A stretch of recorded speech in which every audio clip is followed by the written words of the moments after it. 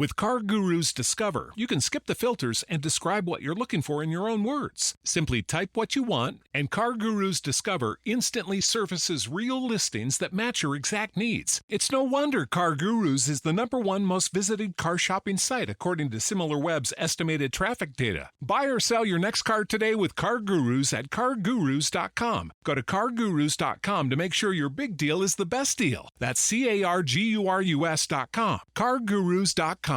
Yo, Trojan family, what's up? Welcome back to the USC LAFB show here on the LAFB Network. I'm your host, Ryan Dyrud.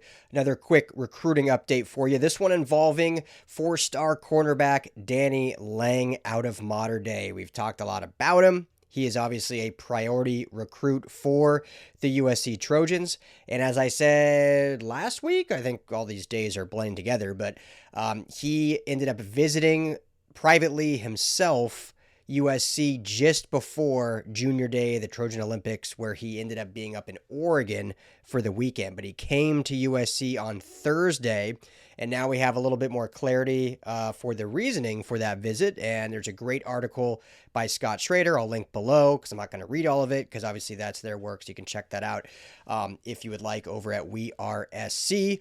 But we know that he was visiting primarily to meet for the first time new defensive coordinator Gary Patterson and have a sit-down conversation and see kind of how he would fit in this new defense, this new 4-2-5 that I think can be great for cornerbacks, especially for versatile cornerbacks like Danny Lang, who really can play outside, nickel, safety. He's kind of done a bunch of different things already at Mater Dei in his high school career. And, someone like a Gary Patterson might just salivate at the thought of where they can use Danny Lang all around the defense. And, size-wise, we'll see if he fits in that true kind of third safety nickel spot, or they see him more as an outside corner, which I would lean more to primarily due to how they've been recruiting him, and that is Trevon Reed being his real lead recruiter. So just a few updates on that. So Trevon Reed is the guy. Danny Lang has talked prior to this visit how important Trevon Reed has been. Over a year now of communication since Trevon Reed got to USC. Essentially, once Trevon Reed was hired, he immediately began building a relationship with guys like Danny Lang, Aaron Washington, and so forth. And so that goes deep, and that's going to have a huge draw for keeping Danny Lang home here with USC. Aside from Trevon Reed, Lincoln Riley has been a huge proponent in the recruitment. Remember I said maybe just yesterday, while position coaches are super important, so we're not underlying that. I'm not downgrading that at all. But Lincoln Riley is still a head coach, and he is still involved in just about every recruiting process. Now, some he will probably be more involved in when you think about the quarterback position, maybe even when you think about some offensive players, but he is still involved in every player, and he is still in communication with every player. And there's been quite a few defensive players that have said they are here because of Lincoln Riley, or Lincoln Riley was the difference in getting them to commit on top of the relationship with the position coach. So Lincoln Riley has been very key in Danny Lang's recruitment, and obviously the culture that they are building at USC and purveying that to Lang and his family. And, while there was some unknownness on the defensive side of the ball, Lincoln Riley had to fill in the cracks. Like Trevon Reed, as we all thought, was going nowhere, but we didn't think Henny and Belk were maybe going anywhere either.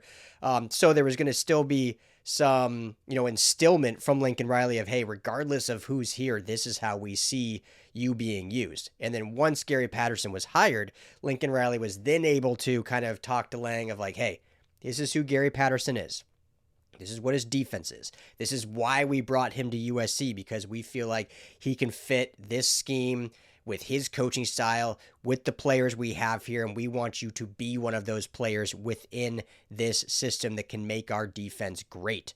So then Thursday, he was able to meet Gary Patterson, sit down. By all accounts, thanks to Scott Schrader, meeting went great, no surprises there, and was able to really instill in him kind of the vision that he would be used for this defense, which hopefully we'll be able to dive into more, especially if Danny Lang ultimately does commit to USC.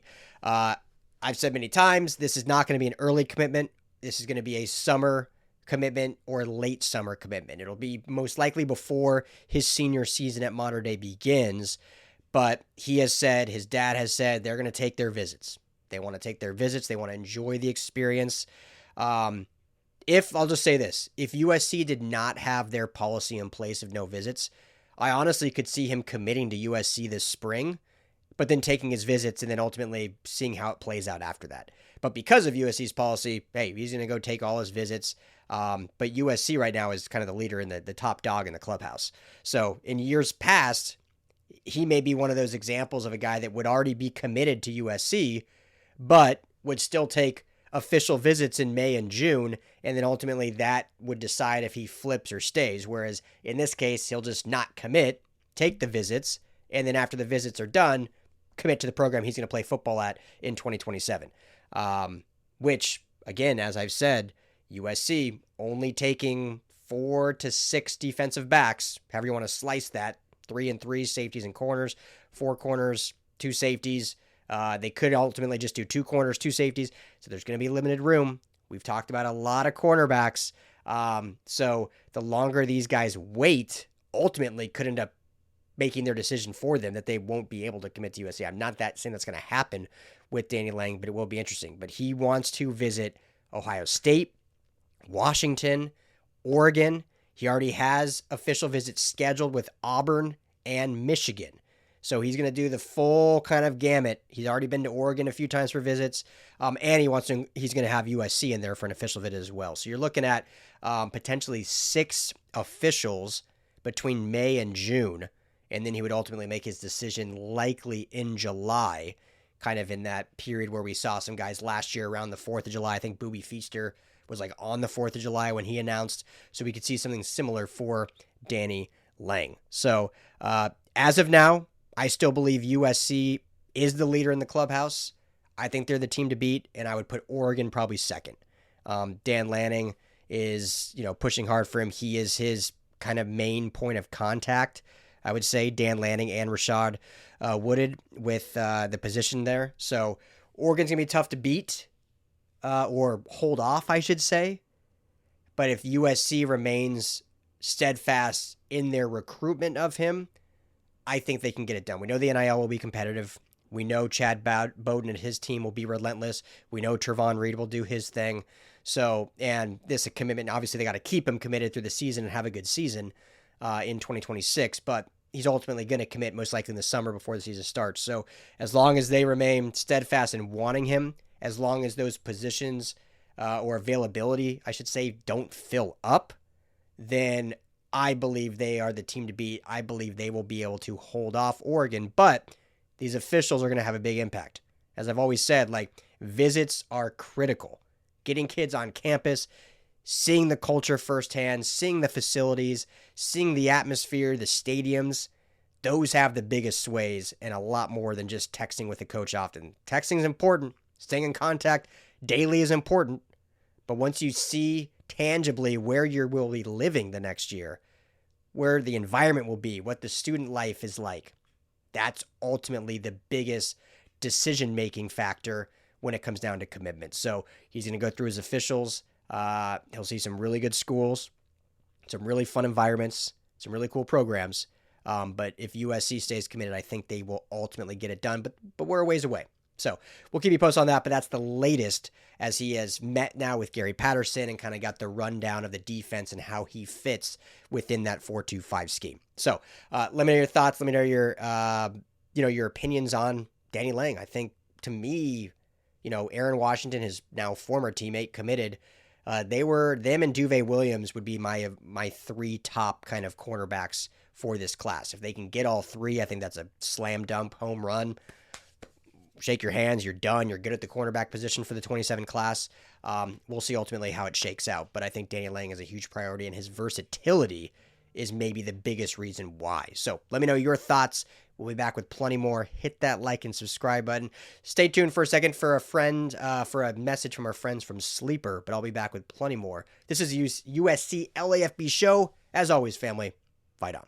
Hey, Trojan family, thank you so much for hanging out and watching the USC LAFB show. Before you go, let me tell you quickly about our friends over at Sleeper. Go right now, download the Sleeper app. It's the #1 sports app, not just for season-long fantasy, but they've got live pickers, they've got live stat updates, they've got a chat you can chat with other users, plus the daily pick'em, which is a blast, or daily fantasy, whatever you want to call it. You go and pick 2 to 8 players across any sports. If you're talking USC, go choose Jaden Mayav in his next matchup. Pick more or less passing yards, more or less touchdowns. You stack those, and you can win real money. When you go to make your first deposit, make sure you use our promo code USC LAFB. You're going to get a match deposit up to $100. Put in $100, you get $100 free to play with from Sleeper. Put in $10, they'll match you that $10, so now you're sitting at $20 to play with. But also, right now, for any new users, no deposit required. You get $20 free entry. You can stack both. You can get the $20 for free, go make a deposit, use USC LAFB, and now you've got a bunch of free money to play with right there on the Sleeper app. Check it out, Trojan family, and when you do, tell them the guys at the USC LAFB sent you.